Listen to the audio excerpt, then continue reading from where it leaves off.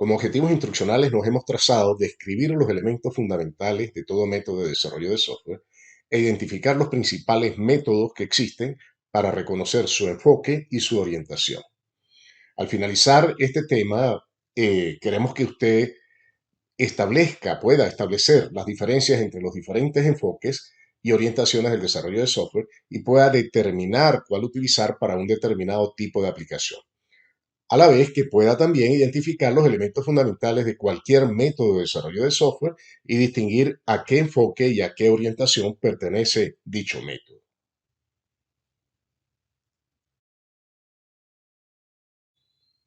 Veremos primero los enfoques del desarrollo, luego las orientaciones y finalmente los métodos y prácticas de desarrollo de software a partir de la iniciativa CEMAT. Veamos entonces los enfoques de desarrollo de software primero. Veamos qué es un enfoque de desarrollo antes de discutir los diferentes enfoques que vamos a considerar en esta parte. Desde sus inicios, la ingeniería de software ha transitado por diferentes enfoques de desarrollo. Pero, ¿qué es un enfoque? Un enfoque es una manera muy particular de ver o de concebir y de organizar y estructurar las fases o los procesos o los pasos, como se le denomine, del ciclo de desarrollo de software. Un enfoque define entonces los procesos, pasos o fases que deben ejecutarse para desarrollar software. Establece el orden de ejecución de estos procesos y la interacción o flujos de información que existen entre ellos. Le da además la forma y estructura al diseño de los métodos de desarrollo de software.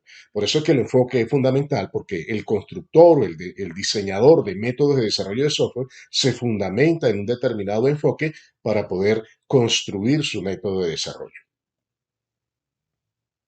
El primero de estos enfoques es el más tradicional y se le denomina el método de la cascada o enfoque de la cascada. Está inspirado en la manera como se construyen los sistemas físicos. ¿Sí? En este caso, los procesos de desarrollo de software se organizan y ejecutan secuencialmente como lo podemos ver en esta lámina. Parten de un análisis de especificación de requisitos, continúa con el diseño del sistema, la construcción y pruebas de unidades, la integración y pruebas del sistema y la instalación y entrega. Fíjense que solamente se avanza al siguiente paso una vez que se ha concluido el anterior. Esto, sin embargo, no impide que haya retroalimentación y tampoco impide que haya iteración hacia procesos anteriores, como se muestra también en esta lámina. Es adecuado para desarrollar aquellos sistemas o aquellas aplicaciones cuyos requisitos se pueden definir y especificar completamente al inicio del proyecto. Es decir, requisitos que no varían a lo largo de la ejecución del proyecto. Muy útil para aquellos sistemas de, por ejemplo, de automatización de procesos, sistemas embebidos, en los cuales todos los requisitos se definen al inicio del proyecto y no van a variar de manera sustancial a lo largo del desarrollo del sistema. El siguiente enfoque es un avance con respecto al anterior y es completamente distinto.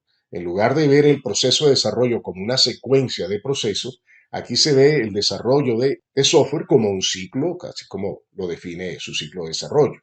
El método más representativo de este enfoque es denominado método o modelo de espiral y se le atribuye a uno de los padres de la ingeniería del software, Barry Boehm. Barry Boehm formula su modelo como una espiral, es decir, como un proceso de tipo gradual, evolutivo, que ocurre y que se da en cuatro cuadrantes diferentes. El cuadrante de determinar los objetivos y alternativas y restricciones, el cuadrante de evaluar alternativas y riesgos, el cuadrante de desarrollar y probar y el cuadrante de planificar. Entonces, como pueden observar, este modelo incluye actividades de carácter netamente técnico con actividades que son de gestión, como es la planificación, de evaluación de alternativas y la determinación de alternativas y restricciones. Entonces, es un modelo que combina los procesos técnicos con los procesos de gestión del proyecto. Y arranca desde su inicio formulando, ¿verdad?, alternativas de soluciones, estableciendo distintas restricciones, creando los análisis de riesgos que pueden afectar el proyecto y elaborando un prototipo inicial para formular un concepto de operación. Luego se define el ciclo de vida, se vuelven a establecer más alternativas, más restricciones, se hace el análisis de los riesgos, se construye un segundo prototipo, se establecen los requisitos de software, se validan esos requisitos, se planifica y continúa el proceso. Se diseña en un siguiente ciclo el software, ese diseño se valida, se realiza la integración y se elabora el plan de pruebas, se evalúan las alternativas, las restricciones, los riesgos y se refina el prototipo. Una vez refinado el prototipo, se hace el diseño detallado, se codifica, se prueba el sistema, se hacen las pruebas de aceptación y se libera el producto. El enfoque incremental es un tanto diferente al enfoque evolutivo. En este caso particular, la aplicación se desarrolla generalmente de manera versionada y se divide la aplicación en incrementos a partir del diseño arquitectónico, es decir, el diseño de la arquitectura se establecen distintos incrementos y cada incremento se va desarrollando en un ciclo o una iteración. Este enfoque es incremental, generalmente es iterativo y puede ser versionado. El método más representativo o los métodos más representativos de este enfoque es la suite de métodos WASH que hemos elaborado en el Departamento de Computación de la Universidad de los Andes. El modelo esencial de este método es el que está indicado acá. Es decir, la aplicación se va a desarrollar sobre la base de versiones. Cada versión es un producto acabado que se libera y se le entrega al cliente. Y cada versión está estructurada, está dividida arquitectónicamente en un conjunto de incrementos. Cada incremento tiene, o los incrementos tienen un ciclo asociado que es el ciclo de desarrollo del incremento. También la versión como tal tiene un ciclo de versiones, que es cuando se desarrolla toda la versión, y la aplicación como tal tiene su ciclo de aplicación que está vinculado a la evolución de las versiones. En este ejemplo se muestra el ciclo del incremento, en el cual para un incremento determinado, ¿verdad? Se refinan los requisitos de ese incremento, se hace el diseño detallado, se diseñan las pruebas de incremento, se codifica las pruebas del incremento y se entrega ese incremento. El siguiente ciclo va a repetir este mismo proceso a través de la integración del incremento anterior con el incremento que se está desarrollando en este momento. Como pueden observar aquí en el centro, en el corazón, porque esto tiene la forma del dial de un reloj, en el centro está la planificación, es decir, los procesos de gestión, la planificación de la iteración, la verificación y validación de la iteración, la gestión de requisitos y la configuración. Este enfoque incremental es muy apropiado para aplicaciones de tamaño mediano cuyos requisitos varían durante el desarrollo. Otro enfoque revolucionario en el sentido de que transforma radicalmente los enfoques anteriores es el de la fábrica de software o reutilización de activos de software. Esto está inspirado, está basado en la noción de línea o cadena de producción de productos, es decir, la forma como se conciben, se elaboran los productos de naturaleza física, particularmente el hardware. Recuerden que el hardware es la conformación de un conjunto de piezas, el ensamblaje de piezas que ya están prefabricadas. Entonces, este modelo se basa en ese concepto de línea de producto para crear lo que se llama la fábrica de software y dividir el proceso de desarrollo de aplicaciones en dos grandes partes completamente diferentes. Una conocida como la ingeniería de dominio y la otra ingeniería de aplicaciones. La ingeniería de dominio está fundamentada o está orientada al desarrollo de componentes para reutilización. Es decir, construir componentes que luego puedan ser reutilizados en muy distintas aplicaciones. Mientras que la ingeniería de aplicaciones está orientada al desarrollo de aplicaciones basado en la reutilización de los componentes que produce la ingeniería de dominio. Entonces, en este caso, la aplicación se concibe como un producto de ensamblaje de componentes reutilizables que ya existen. Divide, por lo tanto, el desarrollo de software en dos grandes procesos, como mencioné, la ingeniería de dominio y la ingeniería de aplicación. La ingeniería de dominio desarrolla y gestiona componentes reutilizables que luego pueden ser reutilizados por la ingeniería de aplicaciones para desarrollar sus aplicaciones específicas. Este enfoque vale la pena ahondarlo un poco más por la importancia que él tiene hoy en día. La ingeniería de dominio produce entonces y gestiona componentes reutilizables para un determinado dominio. Por ejemplo, puede construir componentes para el dominio de la salud, para el dominio económico, para el dominio de la educación, etcétera. Es decir, para cualquier dominio de posibles aplicaciones futuras. Entonces, ese proceso de la ingeniería de dominio determina a través de una ingeniería de requisitos del dominio de aplicación, el diseño de ese dominio y el desarrollo y reutilización de elementos de ese dominio para luego probarlos y generar entonces toda una familia de componentes que son reutilizables en distintos tipos de aplicaciones. Por otro lado, la ingeniería de aplicaciones, que es el proceso paralelo, usa esos componentes que están en este repositorio de componentes reutilizables, los utiliza para crear aplicaciones bajo ese mismo dominio o dominios diferentes. Entonces, los productos, y eso es importante destacarlo, los productos intermedios o finales de la ingeniería de dominio son reutilizados por la ingeniería de aplicaciones para desarrollar las aplicaciones. Como podemos ver en este caso, la ingeniería de requisitos de la aplicación toma algunos de los requisitos de la ingeniería de dominio. El diseño de la aplicación utiliza o reutiliza las arquitecturas que han sido desarrolladas para el dominio. De igual manera, los componentes que han sido creados por la ingeniería de dominio son reutilizados para el diseño de la arquitectura de una determinada aplicación. De igual manera ocurre con las pruebas. Entonces vemos que son dos procesos paralelos pero separados que interactúan estrechamente a través de un repositorio de componentes que ha sido comúnmente establecido y que puede estar distribuido o no en distintos repositorios de una misma organización o de diferentes organizaciones. Uno de los enfoques más conocidos y más utilizados en en las décadas pasadas es el enfoque de desarrollo pesado y disciplinado. Este enfoque impone una disciplina bastante rigurosa al proceso de desarrollo de software. El método más representativo de este enfoque es el conocido proceso de desarrollo unificado de la Rational.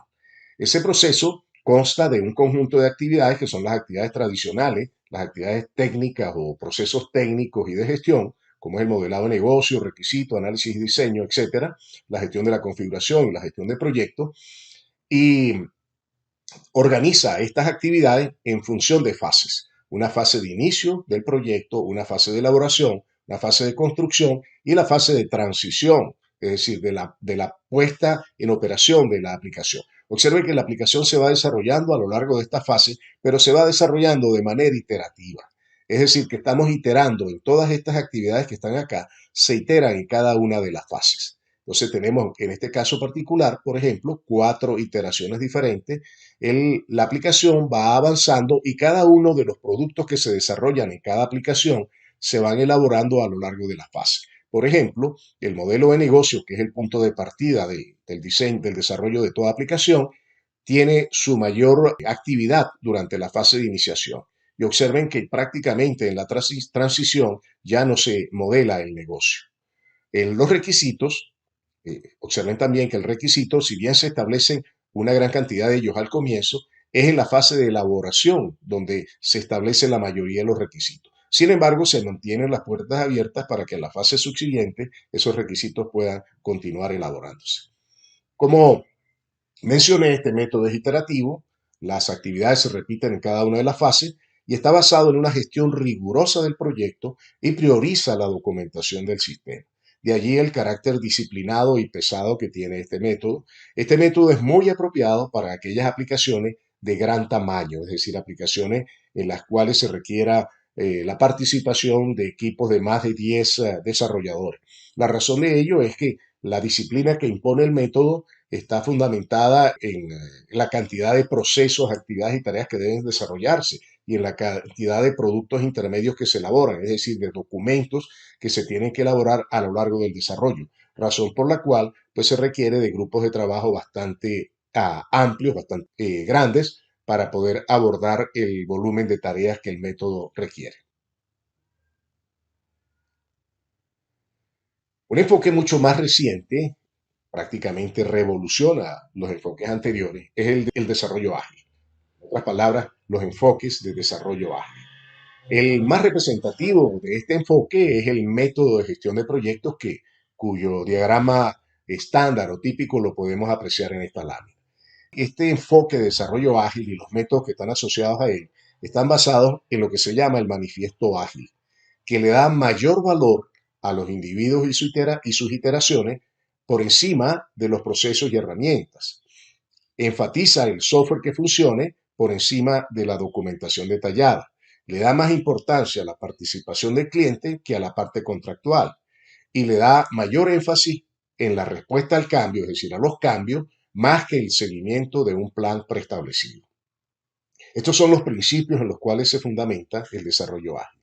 La aplicación aquí se desarrolla en iteraciones periódicas que hacen entregas parciales del producto. Es decir, iteraciones, como podemos observar en esta lámina, esto es una iteración. Esa iteración se realiza en un tiempo fijo generalmente, que puede ser una semana, una quincena o un mes. Entonces, en cada una de estas iteraciones se va a producir un incremento de la aplicación. Observemos lo siguiente, el conjunto de tareas y requisitos que la aplicación debe satisfacer se elaboran al inicio del proyecto y conforman lo que se llama el backlog del producto, es decir, la pila de actividades, tareas y requisitos que el producto debe satisfacer. A partir de esa pila del producto se extrae la que se llama la pila de tareas o pila de la iteración o del sprint. ¿Sí? Esa configura lo que llamamos el backlog del sprint. Allí se incluyen las tareas que se han seleccionado de la pila del producto que se van a desarrollar en un determinado sprint. Una vez que se culmina el desarrollo de esas tareas, se libera y se entrega, ¿verdad? Se evalúa, se libera y se le entrega al cliente eh, ese incremento para que el cliente lo evalúe. El proceso continúa gradualmente hasta que se agotan todos los elementos que conforman la pila o el backlog del producto. Este enfoque y en particular el método Scrum lo veremos con mayor detalle en las próximas sesiones, en los próximos temas de este curso. El método es entonces ideal para aplicaciones cuyos requisitos no se pueden definir con mucha precisión al inicio del proyecto y van variando a lo largo de la ejecución o desarrollo de la aplicación.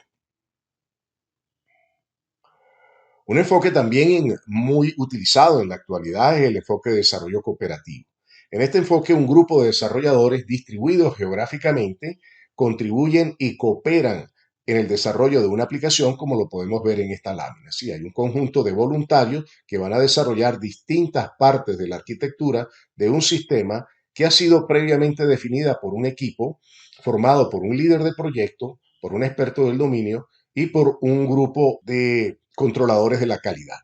Este desarrollo se somete a un proceso de consenso por quienes integran estos grupos para verificar que el trabajo que han desarrollado los voluntarios o los desarrolladores distribuidos en distintas partes del mundo satisfacen los requisitos que inicialmente se han establecido y cumplen con las condiciones básicas de calidad que establecen los mecanismos de control de calidad del proyecto. Como mencioné, parte de un diseño inicial de la arquitectura, el desarrollo de los componentes de los componentes arquitectónicos se va a distribuir entre los desarrolladores. El desarrollo lo controla el comité técnico que gestiona el proyecto y vela por la calidad de estas contribuciones. Muchos productos de software libre que se desarrollan en la actualidad o de código abierto han sido desarrollados bajo este esquema o este enfoque. Uno de los enfoques más recientes del desarrollo de software es el conocido enfoque DevOps, es decir, desarrollo y operaciones. Por las siglas en inglés sería Development and Operations. ¿Qué ocurre con este enfoque? Tradicionalmente, en los enfoques anteriores, el desarrollo se separaba de la operación. Una vez que se desarrollaba la aplicación, esa aplicación se le entregaba al equipo de operaciones para que el equipo de operaciones se encargara de la instalación y de la puesta en producción de la aplicación en su ambiente de producción. Recordemos que el desarrollo tiene un ambiente o plataforma especial de desarrollo distinta a la plataforma o ambiente de operación, donde va a funcionar, que es la plataforma de producción. Tradicionalmente, esos dos procesos eran separados. La idea de fusionar ambos procesos parte de la necesidad de hacer mucho más rápido el proceso de transición del desarrollo a la puesta en operación. Y para ello se emplea un proceso cíclico que permite ir elaborando la aplicación gradualmente, pero ir liberando los productos de tal manera que esos productos se vayan poniendo en operación inmediatamente. Y se repite un siguiente ciclo para poder crear, o mejor dicho, incrementar la funcionalidad de la aplicación e inmediatamente poner en producción las funcionalidades que se fueron agregando gradualmente. Entonces, integra, como lo mencioné, los procesos de desarrollo con los procesos de operación de la aplicación, con el objetivo de agilizar el ciclo de vida, proporcionando entregas y despliegues continuos de esa aplicación. La integración y despliegue continuo es una práctica en la que los desarrolladores integran, prueban y despliegan el código frecuentemente y de una manera automática. Por lo tanto, este enfoque requiere un repositorio común en el cual se almacena el código, por ejemplo GitHub. Requiere también herramientas para controlar las versiones, como por ejemplo Git, CBS o SVN, y herramientas automatizadas para la integración, prueba y despliegue continuo de código, como lo es Jenkins y GitLab. En este caso en particular, entonces, se planifica el desarrollo de la aplicación, se crea la aplicación, se verifica, se libera el paquete que se va a instalar, se lanza o se despliega, se configura su operación, se monitorea la operación y se continúa con ese proceso para la siguiente versión o el siguiente incremento de la aplicación. Entonces, como podemos observar, el proceso es evolutivo, pero además de evolutivo, el proceso combina el desarrollo con la operación.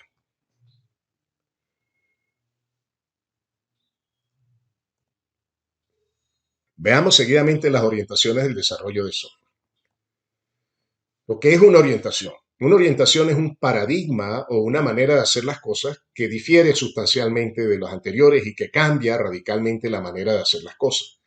Un paradigma define, por lo tanto, los conceptos y principios que fundamentan la observación, definición y especificación de modelos de procesos de desarrollo de software y de sus respectivos productos. En otras palabras, cambia la manera como nosotros desarrollamos el software y como nosotros concebimos también el software. En la actualidad existen cuatro maneras diferentes, es decir, cuatro paradigmas que caracterizan el desarrollo de software y que caracterizan en muy buena medida la manera como nosotros desarrollamos el software a lo largo de estos 60, 70 años que tiene la ingeniería de software. La primera de ellas es la orientación imperativa, luego está la orientación a objetos, continúa la orientación a componentes y la más reciente es la orientación a servicio. Veamos cada una de ellas seguidamente. La orientación imperativa es la más tradicional y la más antigua de todas. En este caso, desarrollo de una aplicación, es decir, la solución de un problema, se organiza como un conjunto estructurado de pasos o acciones. Este enfoque está muy centrado en la parte algorítmica. De hecho, el algoritmo es el elemento central de este enfoque. Es decir, el algoritmo como un conjunto de pasos estructurados de manera secuencial, iterativa y de decisión. Por eso, este enfoque descansa en el empleo de las estructuras básicas de programación, como son las estructuras secuenciales de decisión y repetición, y el código se elabora como un conjunto de pasos que indican qué hacer, cómo hacer y en qué orden se debe hacer. En este caso particular, y esta es una característica muy importante de la orientación imperativa, es que se establece una clara separación entre los datos y el código que procesa esos datos. Es decir, el código procesa un conjunto de datos que están almacenados en repositorios o dispositivos de almacenamiento. Entonces, el programa establece la separación entre ellos. El programa por un lado, los datos por otro lado. La orientación a objetos es quizás el paradigma más conocido hoy en día. En este caso, la solución del problema, es decir, el programa, se divide en un conjunto de objetos que están interrelacionados y que van a interactuar a través de mensajes. En este caso, un objeto representa a una entidad del dominio, como lo vemos en este diagrama. Este es el diseño de un programa para manejar las reservaciones aéreas. Entonces, como podemos ver, el dominio de la aplicación, que está compuesto por pasajeros, reservaciones, vuelos, aeropuertos, aviones, etcétera, se representa y se modela a través de un diagrama de clase, donde cada clase contiene un conjunto de objetos. Esos objetos van a interactuar a tiempo de ejecución a través del pase de mensajes. Una característica muy importante que tienen los objetos, a diferencia del enfoque imperativo, es que el objeto encapsula en buena medida los datos que están asociados a él. Entonces, un objeto representa en buena medida la estructura que tiene, es decir, los atributos de la entidad que él representa, y tiene también el conjunto de operaciones que permite manipular esos datos que están vinculados a la estructura. Entonces, cada objeto tiene identidad, características o estructura que son sus atributos y tiene un comportamiento que está definido por los métodos. Los objetos que tienen la misma estructura, el mismo comportamiento, se representan mediante clases como lo vemos en esta lámina. La comunicación entre objetos, que es lo que ocurre a nivel de programa, a nivel de tiempo de ejecución, es mediante pases de mensajes. Es decir, un objeto se va a comunicar con el otro a través de pases de mensajes. Cada objeto va a reaccionar ante un mensaje de acuerdo a la especificación de su comportamiento, es decir, de acuerdo a los métodos que él puede ejecutar y también de acuerdo al estado interno que en ese momento tiene ese objeto. Como pueden ver, este paradigma cambia radicalmente el paradigma imperativo. Sin embargo, no deja de llamar la atención el hecho de que el paradigma imperativo sigue siendo utilizado para la elaboración de los métodos que forman parte de cada una de las clases que están indicadas en la estructura de ese programa orientado a objetos.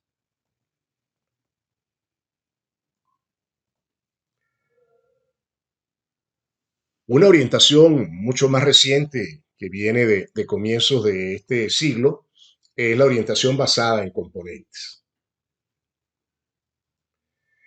En esta orientación, la solución del problema o el programa se divide en un conjunto de componentes funcionales que van a interactuar mediante interfaces de programación, es decir, a través de lo que conocemos como APIs, Application Programming Interfaces.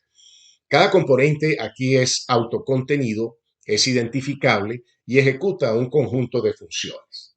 En este caso, las funciones se hacen visibles y disponibles a otros componentes por medio de sus interfaces de programación. Aquí podemos observar entonces que es un componente. Un componente está formado por un conjunto de funciones. Esas funciones se hacen disponibles al mundo externo a través de lo que es la interfaz. Y además, ese componente se va a comunicar con otros componentes a través de otras interfaces, que son las interfaces que proveen los otros componentes y a las cuales llamamos interfaces requeridas. Entonces tenemos interfaces que provee el componente e interfaces que él requiere para poderse conectar a otros componentes y poder comunicarse con él. La aplicación se construye entonces invocando a un conjunto de componentes que pueden haber sido construidos previamente y que pueden estar ubicados en distintos repositorios diferentes y que se invocan bien por internet o directamente a través de sus interfaces. Entonces, la aplicación se crea mediante el ensamblaje de un conjunto de componentes a través de la invocación de sus interfaces que definen cuáles son las funciones que el componente va a ejecutar cada vez que la aplicación la invoca. Los componentes van a interactuar entonces mediante invocación de las funciones que están definidas por las API. Un aspecto muy interesante y muy importante de este enfoque, que también es una característica de la orientación objeto en algunos casos, es que la implementación del componente está completamente separada de sus interfaces. Eso quiere decir que si nosotros modificamos internamente el componente, su funcionalidad interna, la interfaz se mantiene igual y no se va a ver afectada. ¿Okay? Entonces hay una separación entre la interfaz y la implementación. De esta manera, el componente se puede mejorar sin que eso afecte a las aplicaciones que ya hacen uso de ese componente. La orientación más conocida recientemente es la orientación basada en servicios. En este caso, hablamos de que la solución del problema, es decir, los programas, constan de un conjunto de componentes web reutilizables que se denominan servicios. Los servicios se almacenan en un servidor que provee los servicios a través de la web. Cada componente es un servicio web diseñado bajo cierta tecnología y el cliente, que es una aplicación, solicita a ese servicio web una determinada funcionalidad u operación. El servicio web ejecuta y responde al cliente a través del Internet.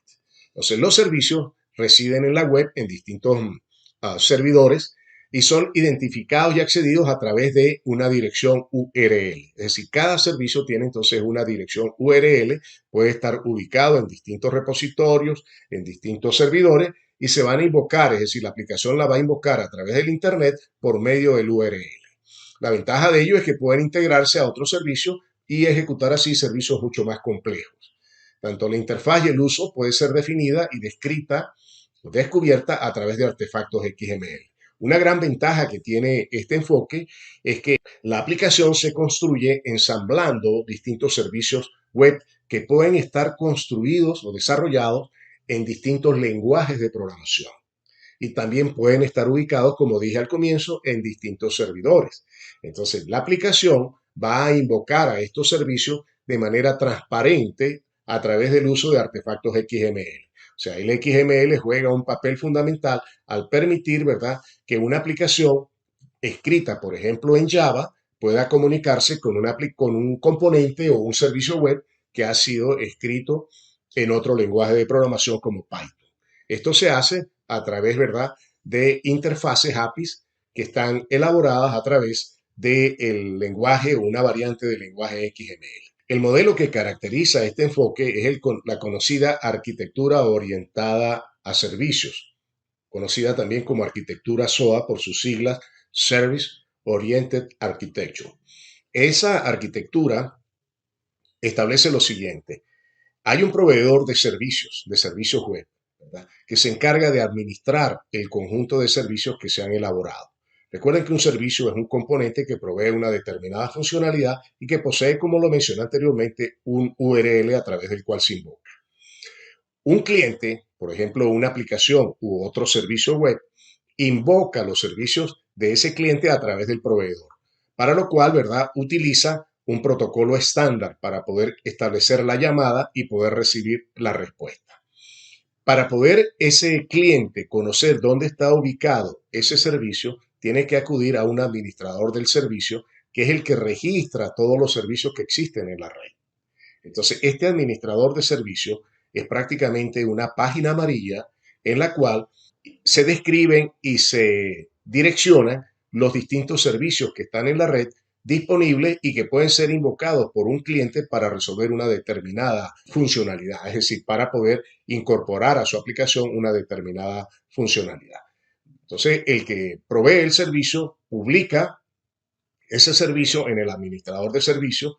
El cliente que va a usar un determinado servicio lo busca o lo localiza a través del administrador de servicio. Una vez que el administrador de servicio le provee todos los datos asociados a cómo invocar el servicio, la aplicación o el cliente entonces invoca el servicio a través de ese protocolo estándar de comunicación entre ellos. Vamos entonces ahora a ver lo relativo a los métodos y prácticas del desarrollo de software. No vamos a ver cada uno de los métodos que existen porque sería prácticamente imposible hacerlo por la cantidad tan enorme de métodos que existen para desarrollar software. Pero vamos a ver una iniciativa que se ha ido transformando gradualmente en un estándar y que se le conoce como la iniciativa SEMA, por las siglas en inglés Software Engineering Method and Theory. ¿Okay? Significa método y teoría de la ingeniería del software. Esta es una iniciativa internacional que emerge a inicios de este siglo por un grupo de conocidos autores del área de la ingeniería de software, dentro de los cuales está Ivar Jacobson, uno de los padres del lenguaje UML. Ellos crean la iniciativa con la finalidad de desarrollar una teoría general para la ingeniería de software, es decir, darle un carácter científico a la ingeniería de software. Y se orienta entonces o persigue como objetivos identificar los principios y los elementos esenciales o comunes a la práctica de la ingeniería de software. Por lo tanto, es de fundamental importancia para nosotros los ingenieros de software conocer este estándar como tal, porque este estándar, al igual que el modelo que vimos en clases anteriores, el modelo de las 10P, nos da la base conceptual necesaria para nosotros entender qué es la ingeniería de software y poder comunicarnos entre nosotros mismos con un mismo lenguaje. Entonces, el principal resultado de CEMAT se conoce como Essence. Essence provee una base conceptual para la ingeniería de software y se ha convertido en un estándar para crear y estudiar métodos de ingeniería de software. O sea, la importancia que tiene entonces Essence es que nos va a permitir, ¿verdad?, a nosotros bien crear nuestro propio método de desarrollo de software o entender y estudiar un método ya existente, como ha sido el caso del método WASH. Nosotros, en nuestro trabajo de investigación, hemos hecho los análisis relativos de los métodos WASH siguiendo Essence. Los componentes fundamentales de Essence son dos. El núcleo Essence, que contiene el conjunto de definiciones y conceptos que son comunes y que captan la esencia de la praxis, de la práctica de la ingeniería de software, y que forman la base conceptual para la creación y el estudio de métodos de ingeniería de software. Y por otro lado está el lenguaje Essence, un lenguaje muy particular, un lenguaje de dominio específico, que es usado para definir métodos y prácticas asociadas a la ingeniería del software. De hecho, el núcleo Essence, como vamos a ver seguidamente, está definido en este lenguaje. Para conocer un poco más de lo que es CEMAT, les invito a visitar este tutorial que está disponible en SlideShare. Además de este tutorial, hay mucha información en la red, en particular en el portal de la OMG, que es la misma organización que administra el lenguaje UML. Está disponible el documento oficial de CEMAT, concretamente el documento que describe Essence, tanto el núcleo como su lenguaje.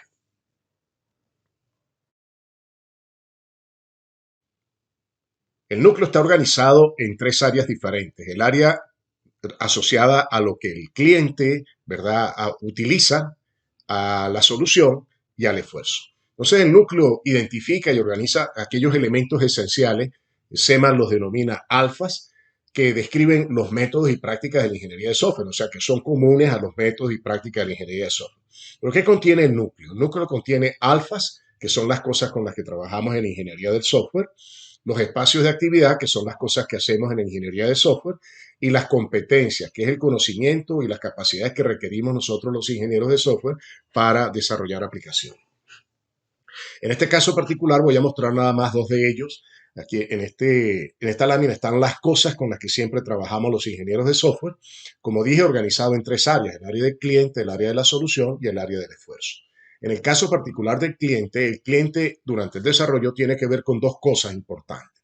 Primero, el cliente es el interesado en esa aplicación y ese cliente es el encargado de definir las oportunidades a partir de las cuales se van a definir los requisitos. Por el lado de la solución tenemos dos cosas fundamentales. Por un lado, los requisitos que emergen de la oportunidad o que se convierten en las oportunidades que se convierten en requisitos, que en buena medida están asociados al problema, y el sistema de software que debe satisfacer estos requisitos indicados anteriormente. Por el lado del esfuerzo, que es la tercera de las áreas, tenemos entonces el trabajo, es decir, las actividades que hay que ejecutar, la manera como se trabaja, que tiene que ver con el método, y el equipo de trabajo, que es la organización del equipo de desarrolladores que va a ejecutar y va a planificar ese trabajo utilizando la forma de trabajo indicada por los métodos y las prácticas. Entonces, en buena medida, este diagrama pues identifica los conceptos comunes que caracterizan a la ingeniería del software. Muy parecido, muy similar al modelo de las 10P que describimos en temas anteriores. El otro modelo importante de CEMAT es el de los espacios de actividad. Esos espacios de actividad representan las tareas fundamentales de la ingeniería de software, es decir, los procesos o las actividades fundamentales que caracterizan a la ingeniería de software. Identifican, por lo tanto, las cosas que siempre hacemos los ingenieros de software. O sea, ¿qué es lo que nosotros hacemos? Igualmente está dividido en tres áreas: lo que hace el cliente, lo que hacemos en relación a la solución y lo que hacemos en relación al esfuerzo. Entonces, fíjense que la solución tiene que ver con los problemas técnicos que nosotros manejamos en el método WASH. El esfuerzo tiene que ver con la gestión, ¿ok? Y el cliente, pues obviamente tiene que ver con todo, con quien contrata o quien usa la aplicación. Por el lado del cliente, las actividades más importantes que todo cliente realiza durante el desarrollo de software están la exploración de las posibilidades, es decir, lo que quiere que la aplicación haga, cuáles son las posibilidades de la aplicación, comprender las necesidades del interesado, asegurar la satisfacción del interesado y usar el sistema. Por otro lado, en relación a la parte técnica, es decir, a la solución, nosotros los ingenieros tenemos que comprender los requisitos, darle forma al sistema, implementar el sistema, probar el sistema, desplegar el sistema y operar dicho sistema. Por el lado del esfuerzo, es decir, la parte ya gerencial o la parte de gestión del proyecto, está prepararse para hacer el trabajo, coordinar las actividades, apoyar el equipo, rastrear el progreso y detener el trabajo. Entonces, como pueden observar, SEMA pues es un enfoque bastante general que identifica por un lado lo que nosotros hacemos, ¿verdad? Las cosas que nosotros hacemos como ingenieros de software y las cosas con las cuales nosotros trabajamos.